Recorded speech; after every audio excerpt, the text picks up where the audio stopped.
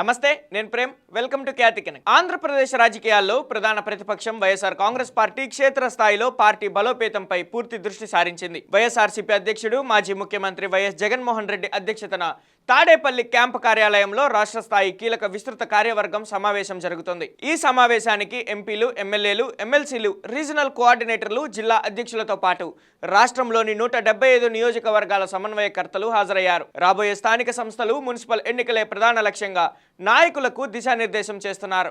ఏ ఒక్క స్థానంలోనూ ఏకగ్రీవాలకు తావు లేకుండా గట్టి పోటీ ఇవ్వాలని, 40% ఉన్న పార్టీ ఓట్ షేర్ను నిలబెట్టుకోవాలని స్పష్టం చేస్తున్నారు. తాడేపల్లి భేటీలో పార్టీ భవిష్యత్ ప్రణాళికలు ఏంటి, జగన్ న్యూ ప్లాన్ ఏంటి అనేది ఇప్పుడు చూద్దాం.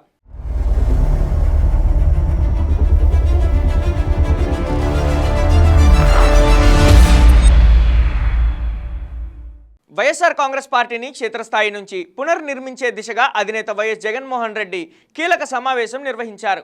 పార్టీ రాష్ట్ర కార్యవర్గ సమావేశంలో తాజా రాజకీయ పరిణామాలు, భవిష్యత్ కార్యాచరణపై విస్తృతంగా చర్చిస్తున్నారు. ఈ కీలక సమావేశానికి రీజనల్ కోఆర్డినేటర్లు, జిల్లా పార్టీ అధ్యక్షులతో పాటు రాష్ట్రంలోని మొత్తం 175 నియోజకవర్గాల సమన్వయకర్తలు, రాష్ట్ర ప్రధాన కార్యదర్శులు హాజరయ్యారు. త్వరలో జరగనున్న మున్సిపల్ మరియు స్థానిక సంస్థల ఎన్నికలను పార్టీ అత్యంత ప్రతిష్టాత్మకంగా తీసుకోవాలని జగన్ సూచించారు. ఎక్కడా అలసత్వం ప్రదర్శించకుండా చాలా సీరియస్గా ఎన్నికల బరిలోకి దిగాలని ఆదేశించారు.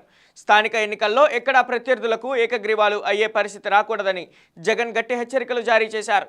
ఏకగ్రీవాలు జరిగితే పార్టీ పరంగా చాలా తీవ్రంగా పరిగణిస్తామని, ప్రతి వార్డు, పంచాయతీలో పోటీకి దిగాలని స్పష్టం చేశారు.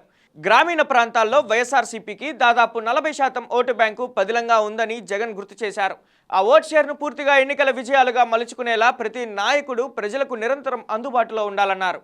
రాష్ట్రంలో ప్రస్తుతం కొనసాగుతున్న ఓటర్ల జాబితా ప్రత్యేక సమగ్ర సవరణ ప్రక్రియపై బూత్ లెవెల్ ఏజెంట్లు పూర్తి అప్రమత్తంగా ఉండాలని దిశానిర్దేశం చేశారు. అర్హులైన ప్రతి ఒక్కరి ఓటు నమోదయ్యేలా చూడాలన్నారు. కూటమి ప్రభుత్వ పాలనా వైఫల్యాలు, ఎన్నికల హామీల అమలులో జరుగుతున్న జాప్యంపై ప్రజల పక్షాన నిలబడి పోరాడాలని పిలుపునిచ్చారు.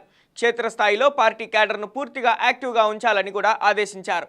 పార్టీ భవిష్యత్ కార్యాచరణలో భాగంగా వైఎస్ జగన్ మరోసారి భారీ పాదయాత్రకు సన్నాహాలు చేస్తున్నట్లు సమాచారం. 2027 జూలైలో జరిగే పార్టీ ప్లీనరీ వేదికగా ఈ పాదయాత్రను అధికారికంగా ప్రకటించే అవకాశం ఉంది. గతంలో ఇడుపులపాయ నుంచి పాదయాత్ర ప్రారంభించగా ఈసారి కూడా అక్కడి నుంచేనా లేక రాజకీయంగా కీలకమైన ఉభయ గోదావరి జిల్లాల నుంచి ప్రారంభిస్తారా అన్న దానిపై అంతర్గత చర్చలు సాగుతున్నాయి.